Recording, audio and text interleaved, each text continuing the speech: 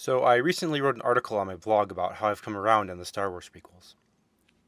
In doing so, I went back and looked at my reviews for The Phantom Menace and Revenge of the Sith. Naturally, I found a lot to disagree with in these old reviews. So I decided to do this rather impromptu video, kind of responding to my own review. So I'm just going to read through it and kind of respond point by point. Okay, here we go. Why I strongly dislike Revenge of the Sith. Okay. Quote.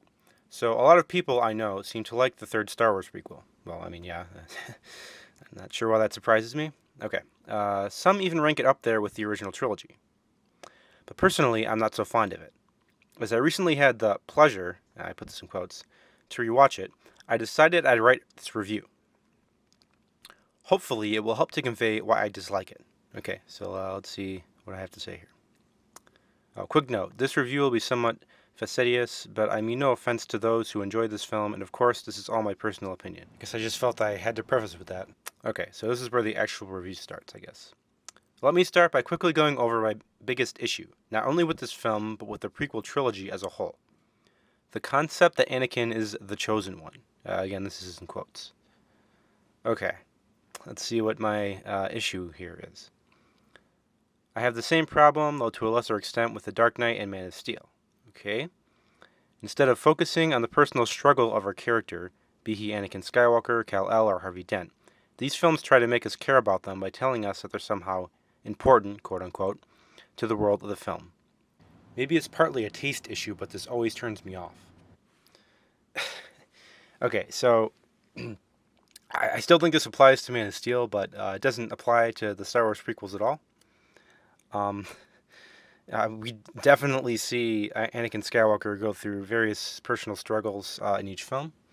You know, in the first film, he's a slave and he has to free himself. And in Attack of the Clones, of course, he's struggling with his romance with Padme. And in this film, you know, obviously he's being tempted to turn to the dark side. So this is not a valid argument at all. I mean, unless you just like aren't paying attention or haven't seen these movies. So yeah, right off the bat, you know, my quote unquote biggest issue is just a bunch of nonsense. All right, let's continue. With that out of the way, let's talk about the opening sequence. A lot of people rant about how visually amazing and exciting this is. Uh-oh, here comes a Plinkett-style argument. The effects look pretty good, I guess, but visually it's kind of a mess. It actually reminds me a little of a scene in this one Trek episode where there are a bunch of Enterprises from alternate timelines floating around in space. Yeah, this is definitely influenced by the Plinkett reviews. So I have a picture here on my blog of this picture of the Trek episode compared to the picture in Revenge of the Sith. And I mean, just looking at them, I mean, there's really no comparison. And of course, these are static images. And, you know, in the film, it's this amazing tracking shot in Revenge of the Sith, you know. And in Star Trek, it's just like a static shot looking outside the window of the Enterprise. You know, and you see all these copy and pasted Enterprises everywhere. But I mean, that's just, there's no comparison. This is just a ridiculous statement to even make. I think I thought I was really clever when I wrote this, but yeah, this is just idiotic. Okay, continuing on. The battle itself is kind of dull. Okay. Obi-Wan and Anakin just fly around for a while on the way to Grievous' ship. En route, they encounter and easily dispatch some droid fighters, and then have to deal with some budge droids that land on Obi-Wan's ship. I'm not sure how this is boring. Okay. Continuing on, compared to the space battles from episodes 4 or 6, it just doesn't measure up. Okay, so I'm just kind of making this statement, and I don't really explain why. I mean, I would still say that the Battle of Yavin and the Battle of Endor are more, you know, intense sequences, certainly. That's not really what this is about. This is just like an opening, you know, shot to establish, you know, the war, and to kind of wow the audience. You know, it's not the climax. It doesn't need to be some super intense, you know, suspenseful thing. So it's just not really even a fair comparison. And yeah, visually this scene's amazing. So yeah, again, I just don't agree with what I'm saying here. Anyway, after this, they get inside Grievous' ship and rescue the Chancellor. This sequence, which is often rather lighthearted, is tonally inconsistent with the rest of this dark film, and it makes little sense. Okay, so I made two statements here. So the first one, again, is just regurgitating what Plinkett said in his review, about tonal inconsistency. And again, I don't really agree with this anymore. The point of this sequence is to kind of have a last hurrah, one last kind of lighthearted, fun sequence, harkening back to the original trilogy to some extent, before the film just kind of plunges into darkness. We need to have some lighter moments with Anakin and Obi-Wan so that the end of the film where they, fight against each other is all the more tragic. So again, I don't really agree with my statement here. And then, of course, my second statement is that it makes a little sense, so let's just see what I have to say.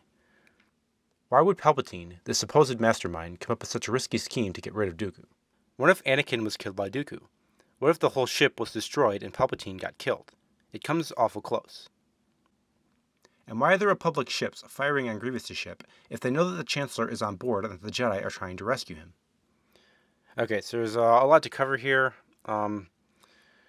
So first of all, as far as Anakin being killed by Dooku, I think Palpatine's pretty confident that Anakin is more powerful, and in many ways that's the whole point of this, is to test him and to see if he is indeed, more powerful and more worthy of being Palpatine's apprentice. This is a test, like in Return of the Jedi. So that's, it's just not a good question for me to ask.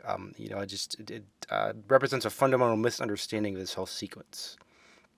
Now, as for being risky, this is true. Certainly Palpatine does get close to being killed. We don't know how much of this he actually planned. Did he plan to get involved in this big battle? It's not really explained in the film. Do we need this explanation? I don't really think so. I do think that from Dooku's point of view, I'm not really sure why he seems so shocked, when Palpatine asks Anakin to kill him.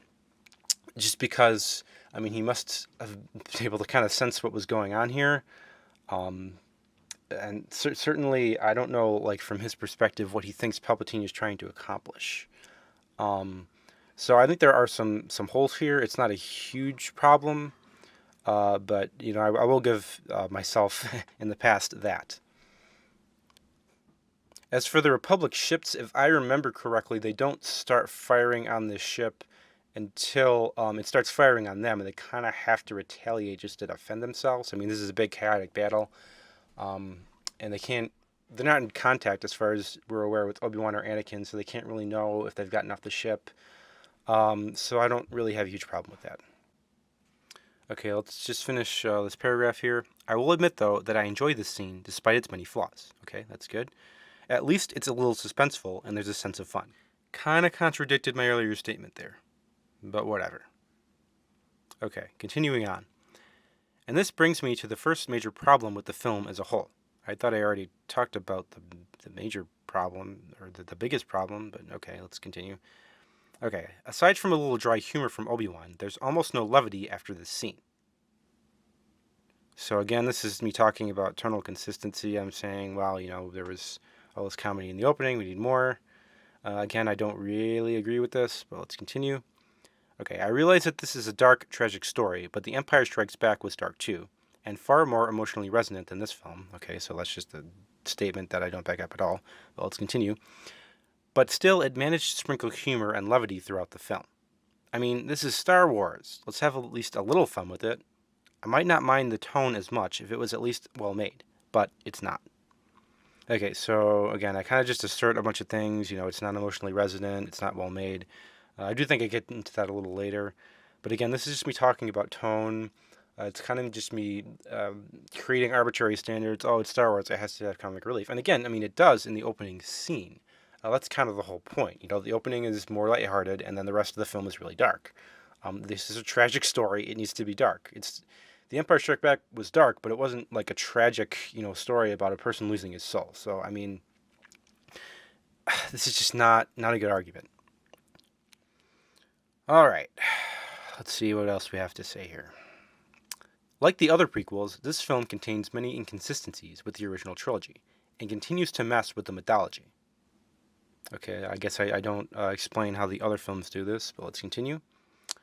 In Return of the Jedi, Leia tells Luke that she can still remember her real mother, yet in this film, Padme dies in childbirth. Okay, so this is a bit of an inconsistency. But this is somewhat easily explained. I mean, Leah might just be having, false memories. A lot of people misremember things from their childhood or even make up memories. In fact, in one of the Expanded Universe books, it's implied that that might indeed be the case. So I don't think this is that big of an inconsistency. I mean, they don't explicitly explain this, but I think, there's a pretty easy explanation for it. Yeah, let's continue.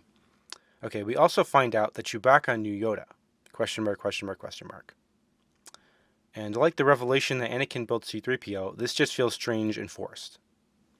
Okay, so again, this is really, really subjective. I mean, I'm saying it feels strange and forced. I mean, okay, I guess that's how I felt at the time. And I mean, I'll still say I don't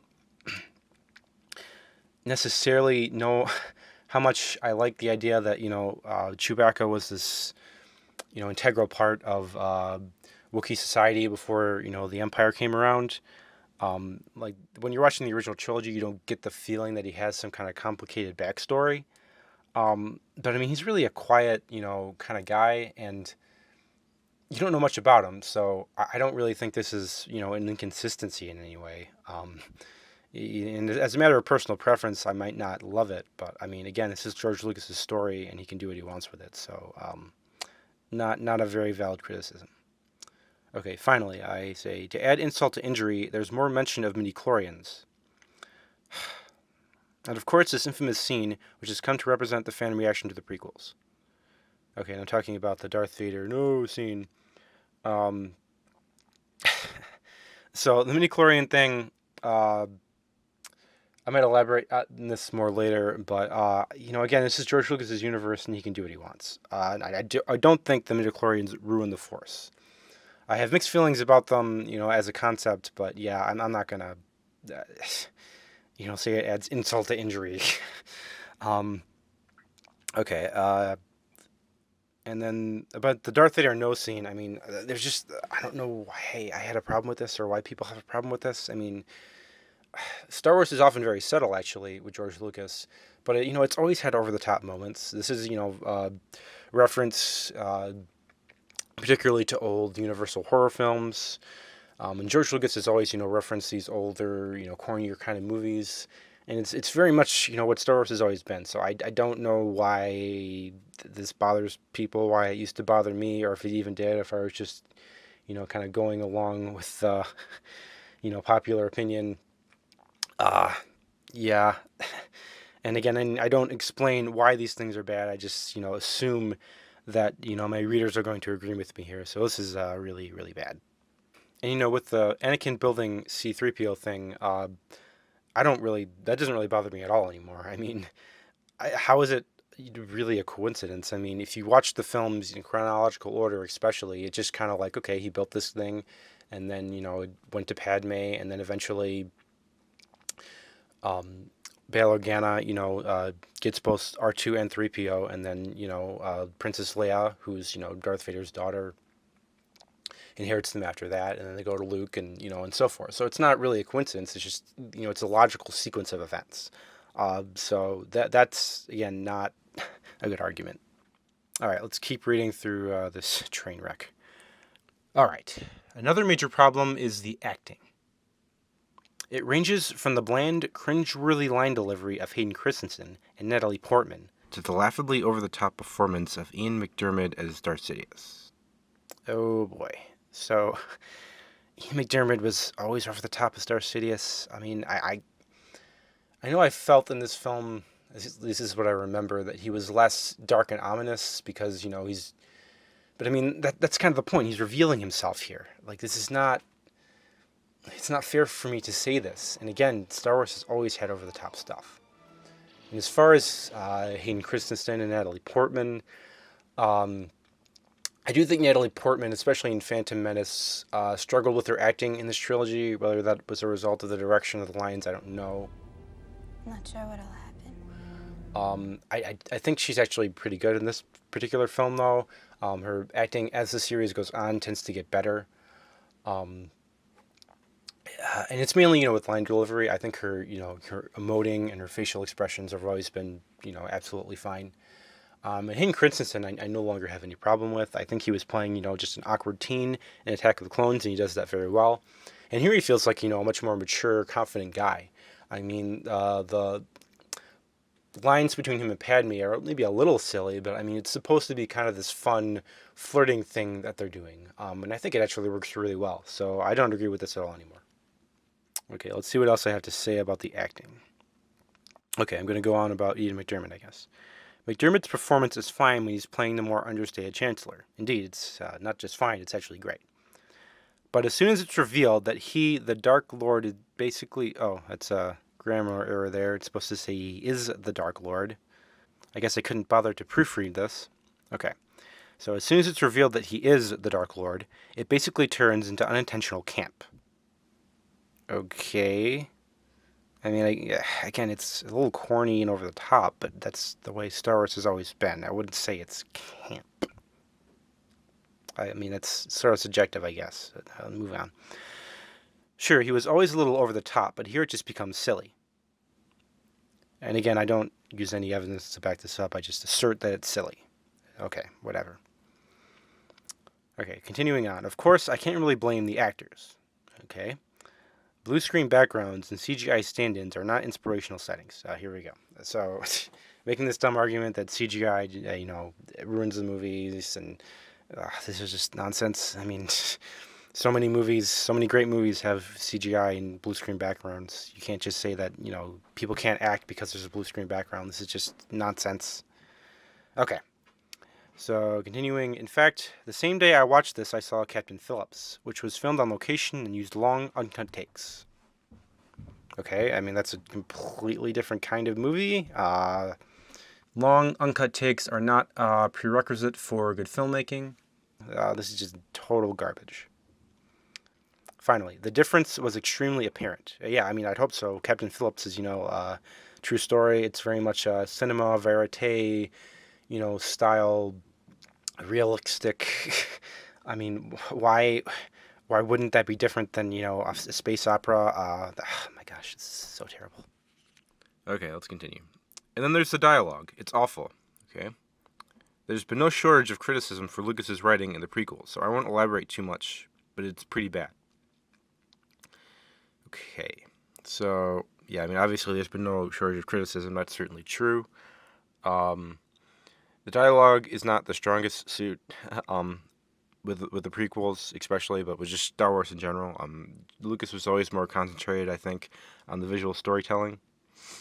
And also it's largely inspired by old serials, which always had corny dialogue. No! We must be taken to the Emperor. It's our only hope of saving the Earth from destruction. We shall not escape the pit. No, Father, not that. We must find another brain. Are you shot though, Jimmy? Only half shot, honey. So I don't really think it's like a huge issue, but let's see what else I have to say here. So there's all kinds of lame expository dialogue where the characters explain what's going on as it's happening. So again, this is kind of harkening back to old serials, old B movies from the 30s that had this kind of dialogue a lot. And it's not the best, but again, it's just kind of the style of these movies. Okay. During the opening sequence, a droid ship fires missiles at Obi-Wan and Anakin, prompting them to say, "Missiles, pull up." And when they miss, they overshot us, and they're coming around. We see all of this visually, and there's no need for the running commentary. Well, I mean, like in this sequence in particular, it's like Anakin is warning Obi-Wan because he sees the missiles. It's not there to inform the audience. It's just there, because it makes sense for Anakin to say that in this situation. Like again, there's all kinds of stuff like this in the original trilogy. This is, I don't know why I picked out this dialogue in particular to illustrate this point. Okay, whatever. We see no, I read that. Okay.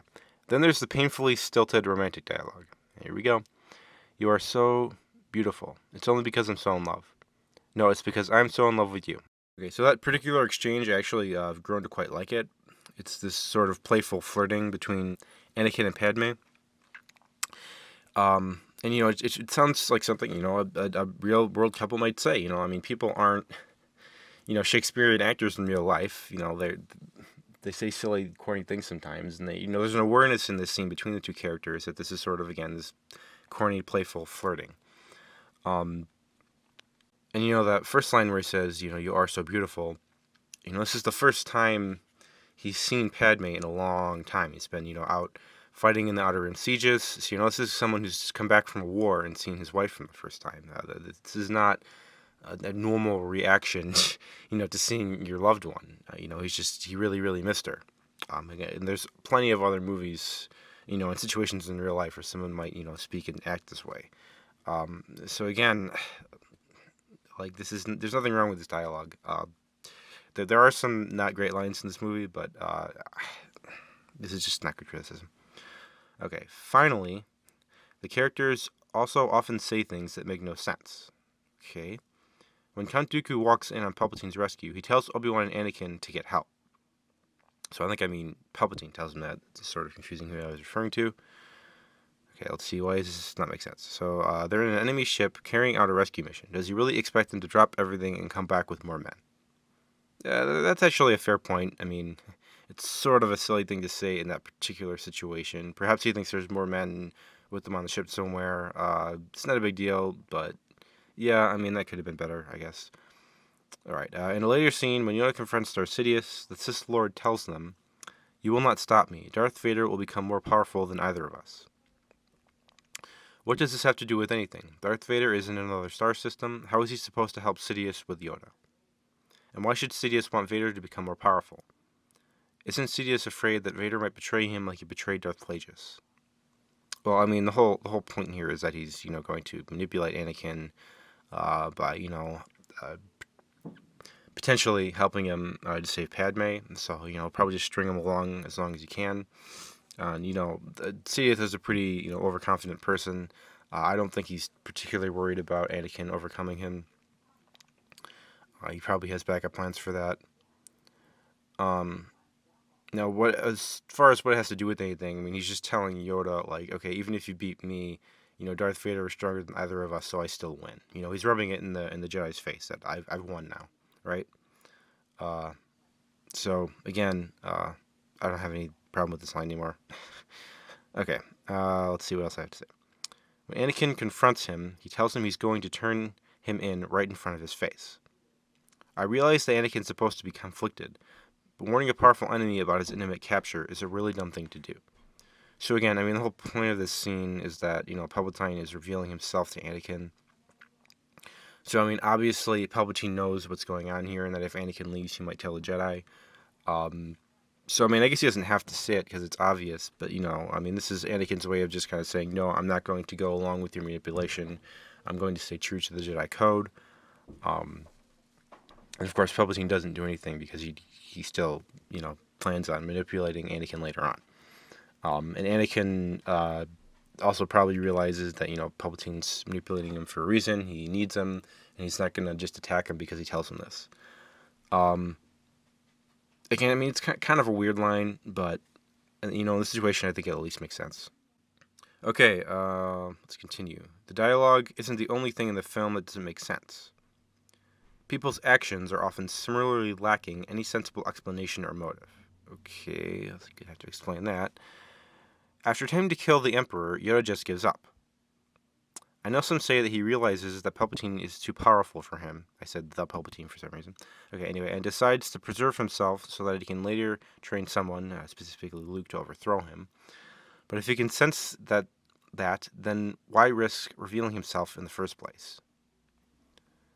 Okay, so, I mean, obviously, Yoda revealed himself because he hoped to beat the Emperor, and then, the whole point is he couldn't beat him, so he quit because, he feels that it's more important to preserve himself. And there's no point in fighting Palpatine if he's not powerful enough to beat him. I do think it could have been better established that Palpatine was indeed more powerful. Watching the movie, it's a little bit confusing, like, why does he choose the specific moment to quit? I believe he loses his lightsaber, but then I think it's, like, right next to him in the shot when he falls. I'll have to look at that. Yeah, I mean, I always thought that could have been better done. I mean, obviously, since I wrote that, but I don't think it completely doesn't make sense. It just should have been better established. Okay, let's continue. Okay, so responding to my own point within the review, I say, oh, I know, it's so Yoda and Palpatine can have an over-the-top fight scene in the Senate chambers. Okay, that's just not fair. I mean, that scene was not written just for the fight scene. It wasn't contrived. It was very much made sense for Yoda to do that. What makes less sense is that he leaves when he does. Again, it could have been better established, but it's not that big of an issue. Okay, moving on. After Obi-Wan cuts Anakin's legs off, he just stands there and watches him burn up. Yeah? Okay, seriously? I mean, yes, Anakin is his friend, and he might be hesitant to kill him, but that is what he came there for. Why not finish the job and end his suffering? Well, it's because Anakin's his friend. He's not just going to execute him when he's unarmed. I mean, yeah, he might die from its burns or whatever. But I mean, this whole scene is about Obi-Wan's failure. I mean, unlike Qui-Gon and unlike Luke later on, he can't see any hope for Anakin right now. But at the same time, he's not really willing to kill him. So everything Vader does is in a sense Obi-Wan's fault, and that's kind of the whole point of this scene. Yeah, I don't know. I mean, I guess it just depends on the person. This is sort of subjective, but I don't have a problem anymore buying this. Okay, let's continue. The most nonsensical thing in the film, however, is Palpatine's whole plan to seduce Anakin and overthrow the Republic. First of all, what does one have to do with the other?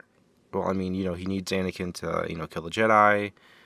He needs Anakin on his side since Anakin's the chosen one, and Palpatine believes, I'm assuming, that Anakin's the only one who can defeat him. Okay. Palpatine has already amassed political power, and he easily destroys the Jedi using Order 66. Okay, so I'm saying that because of Order 66, he doesn't need Anakin. I mean, I guess you could argue that, but I mean, Anakin is someone the Jedi trusts, and he kind of needs him to betray them, in order to defeat them. I mean, if he hadn't been there, Mace would have killed him. So, again, I mean, obviously Palpatine couldn't know that exact situation was going to happen, but, he easily could have predicted that he might need Anakin, to help him fight the Jedi. There were a lot of really powerful Jedi out there.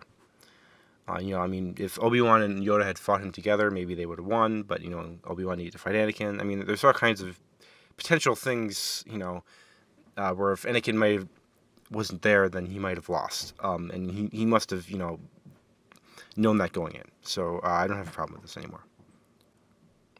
Okay, what does Anakin do other than killing some younglings and political pawns? I don't know. This is such a stupid question. I mean, obviously he kills more than just the younglings. I mean, they mention that specifically. But, I mean, obviously he goes into the Jedi Temple. He probably kills a bunch of Jedi. This is just stupid on my part. Okay, why does he want Anakin at all? Hasn't he learned that having a powerful apprentice is dangerous? Okay, so I already covered this. Obviously he just wants a powerful apprentice that he can use and manipulate.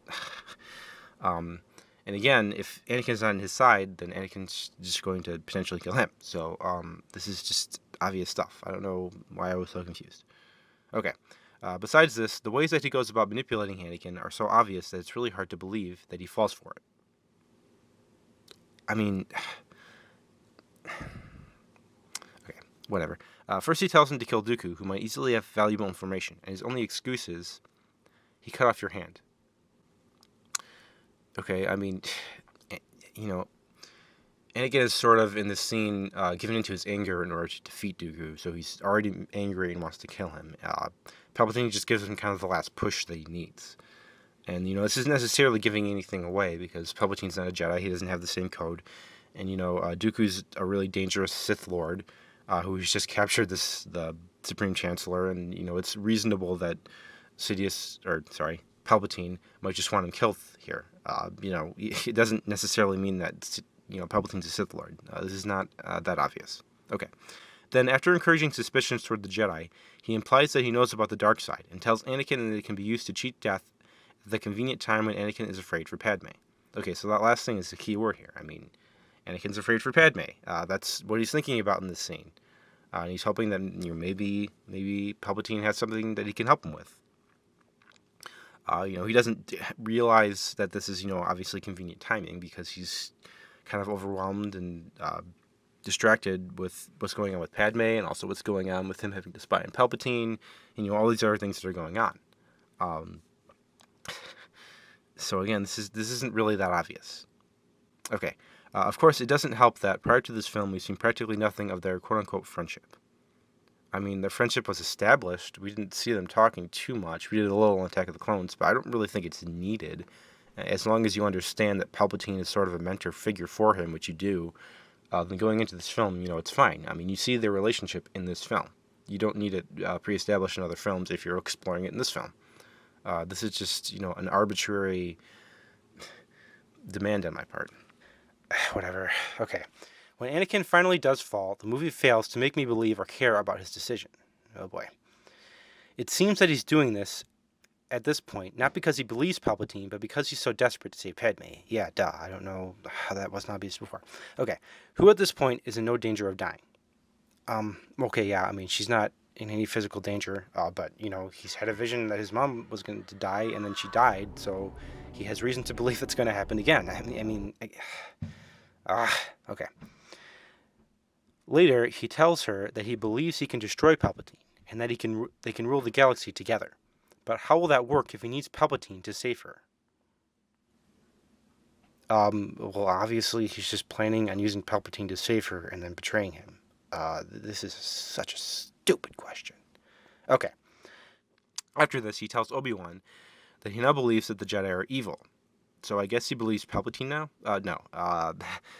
What's going on in that scene is, he believes the Jedi are evil because the Jedi have asked him to do really questionable things. And, Mace was going to just, execute Palpatine, which is the same thing that, Anakin did with Dooku, knowing that he shouldn't. And it seems like the Jedi have lost their way. This doesn't mean that Palpatine himself is good. It just means that the Jedi are evil. Anakin knows at this point that Palpatine is an evil Sith Lord who's manipulated him. He's just going along with them to save Padme. This is not contradictory at all. Okay. Maybe he's just been driven mad by Padme's perceived betrayal. No, that's not what's going on. Whatever. Okay. Finally, there's some of shoddy filmmaking. Oh boy, my grammar here was just really bad. I don't even know what I was trying to say. Okay, just look at some of these wipes that were used to transition between scenes. Lucas was inspired by Akira Kurosawa in his use of unique wipes and transitions in the original trilogy. Indeed he was. It's very true. Okay, but here, although some of them are fine, many of these wipes really draw attention to themselves. No, that's not true. I mean, I did not really notice the wipes when I originally saw the film. I think I saw this in another review somewhere, and I decided to borrow it. It's a bunch of nonsense. The wipes are fine. They're in the tradition of Star Wars, what it's always been. Whatever. Okay.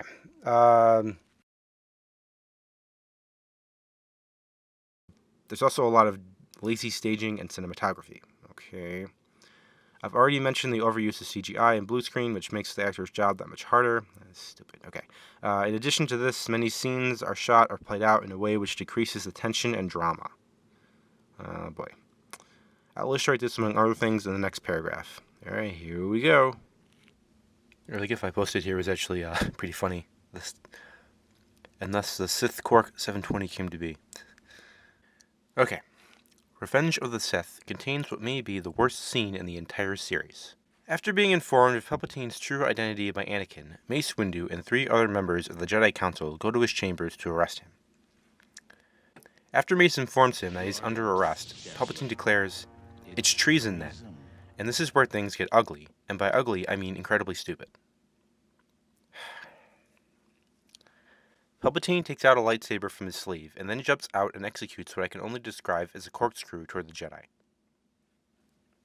Okay, so far I've just described what's happening in the scene. Then he subdues the 3 Jedi accompanying Windu so quickly it makes you question whether they were ever apprentices, let alone Jedi Masters. I mean, obviously the point of that is to show how powerful Palpatine is, and that, even Mace isn't really prepared. He brings these 3 Jedi along thinking they'll be helpful, and they end up just kind of being in the way. The execution in this scene is lacking. I mean, Ian McDiarmid is an old man, and he couldn't really do the choreography very well. And I also know that the guy who played Kit Fisto, had to wear these gloves, to make it look like alien hands, and that made it rather clumsy with his lightsaber. So, there were different things going on which made this scene kind of awkward. And I do think it's one of the weaker, lightsaber duels in the original 6 movies. It's probably the weakest other than the one in episode 4. And again, it's just the choreography isn't great. I heard somewhere, I don't know if this is true, that they were originally going to have a stuntman fill in for McDiarmid. And someone at the last minute, George Lucas, decided he wanted, the actual actor to do it. So, in addition to these other issues, they were also just kind of unprepared for it. Again, I don't know if that's true, but that would certainly explain some things. In any case, like I said, the scene's not great, but let's see what else I have to say about it. The rest of the fight plays out in awkward fashion, with Palpatine flailing about like an old drunk, and Mace looking like he's about to break into a dance. Yeah, I mean, again, there's a lot of sort of silly-looking stuff in the scene. I'm not going to defend it on that level. All of this is accompanied by the most ridiculous-looking facial expressions from both actors. After Palpatine loses his lightsaber and is cornered by Mace, Anakin comes in. Okay, so this is where, I think the scene actually starts getting good. But let's see what I had to say back then. The calm way he walks up and looks around does not really convey the panicked, confused feelings he's supposed to be having now. Again, I think I took this argument from the Plinkett reviews. I don't think he needs to like run in or something. The situation isn't escalating that quickly where he needs to, and the build up to this scene is really great. It definitely, shows how conflicted Anakin is really well. So, anyway, let's keep reading. Then Palpatine and Mace both try to convince Anakin that the other is a traitor to the Republic, trading off lines like, "He's a traitor. He is the traitor." All while Palpatine shoots lightning at Mace Windu, which is deflected back at his own face. So I think my intention here was that, like, by writing these lines, it would just be apparent, like, how awkward they were or whatever. But yeah, just describing a scene and not trying to explain, why it doesn't work is not a particularly good way to write a review. But whatever, let's continue. He finally stops, proclaiming, "I'm too weak." Perhaps he should have stopped before he fried off his own face and expended all his energy. Okay, so, like, watching this scene, it's pretty obvious he's doing this because, he thinks Mace is going to, arrest him or kill him, and without his lightsaber, this is kind of the only way to keep Mace off him, so he just keeps doing it until, he's too weak. The fact that he's hurting his own face is just kind of, like he has to suck it up, kind of. So again, I guess I just didn't understand the scene or what was going on back then. But okay. I guess he's doing it to make himself look like the victim to Anakin, but this only goes to show how shallow and obvious his manipulations are. So again, Anakin can, he knows at this point that Palpatine's a Sith Lord and that he's evil. So it doesn't really matter if he can see through it or not. He wants to save Padme, and Palpatine's the only way to do that. So there's nothing wrong with what he's doing here. Okay, so Anakin, apparently falling for this chicanery, pleads with Mace not to kill Palpatine, because it's not the Jedi way, even though he saw him do the same thing to Dooku earlier under Palpatine's urging. So again, this is the entire point of this scene. He sees that the Jedi are not really, as honorable as, he once thought. Because they're doing the very things he knew at the beginning of the film was wrong and were not the Jedi way. He said it at the beginning of the film, and he says it again here. It's not the Jedi way. Please, it's not the Jedi way. It's echoing that scene. Because, it's just trying to emphasize that, Anakin really feels that the Jedi are turning evil, are turning against the Republic. And, the Jedi are entering some pretty morally gray area here. This is... I don't know how you can't understand this. Okay. When Mace ignores Anakin's hypocritical pleas, Anakin cuts off his hand, and Palpatine blasts him out the window with lightning, shouting, "Power, unlimited power," in the most over-the-top fashion imaginable. Okay, so again, I'm just kind of asserting this is over the top, which is, fine. This causes Anakin to drop his lightsaber and muse aloud, "What have I done?" So again, I'm kind of trying to emphasize in this review, I guess, that the lines are like obvious or silly. Again, George Lucas was more focused on the visual storytelling, and the lines make sense in the context of the situation. All right, let's finish this. Finally, he pledges himself to Sidious's teachings, and the Dark Lord names his new apprentice Darth Vader. And, questioned about his ability to save Padme from a yet undetermined cause of death, he informs him that only together can they unlock the secret. Okay, so again, I'm just describing what happened. The whole sequence presents such a strange combination of over-the-top silliness, underplayed dramatic tension, and flat-out bizarreness that it's almost mind-blowing. Okay, so again, I'm just kind of asserting things, like, oh, the scene is over-the-top, silly, the dramatic tension is underplayed. I mean, I guess I'm just referring to when he walks in. I mean, if it's over the top, that sort of contradicts it being underplayed dramatically. I mean, yeah, the lightsaber duel has some pretty silly or bizarre stuff in it. I already kind of admitted to that. I'll give myself that. But and again, the rest of these things, I'm sort of just asserting them. I mean, yeah, it's over the top at times, but that's not really a problem. And again, the drama is not underplayed here. This is a very tense scene. There's a great build up to it. Everything here feels earned. This works, really well. All right, let's finish this up. So, what do I like about the movie? Well, it should be good. Well, despite the bad lines and the uninspired settings, Ewan McGregor gives it his all. Yes, he does. This is a very, very good performance from Ewan McGregor in this movie. So I was right about that. It seems like he's the only person in this film who approaches his role with any energy or sense of seriousness. No, that's not true at all. The acting in this movie is quite good. Ewan McGregor's performance might be the best, but yeah, this is just. Although some of the CGI seems dated now, there are still some cool visuals. Yeah, there are definitely some cool visuals. And I mean, yeah, not all the CGI holds up perfectly. The technology is always moving forward. But I mean, not all the effects from the original trilogy hold up either, so whatever. The action scenes are, for the most part, well done. Yes, I mean, they're really good for the most part. Great, even. Other than, yeah, the one fight between Mason and Palpatine, which is great. And of course, John Williams' score is great. Yes, absolutely. His music is the only consistently good thing in the prequels. Wrong. Okay, so that's how I feel about Revenge of the Sith. Please feel free to respond/vent in the comment section below. And there were no comments. But not too many people were reading my blog at the time, and I never get many comments anyway. Oh boy, that was pretty bad. Again, I mostly just repeat other arguments I heard online. I make claims without backing them up. I have a few arguments that I guess are legitimate, but for the most part, this review is just a total train wreck. So this ended up being a little longer than I expected, so we're going to look at my Phantom Menace review in another video. So, see you then.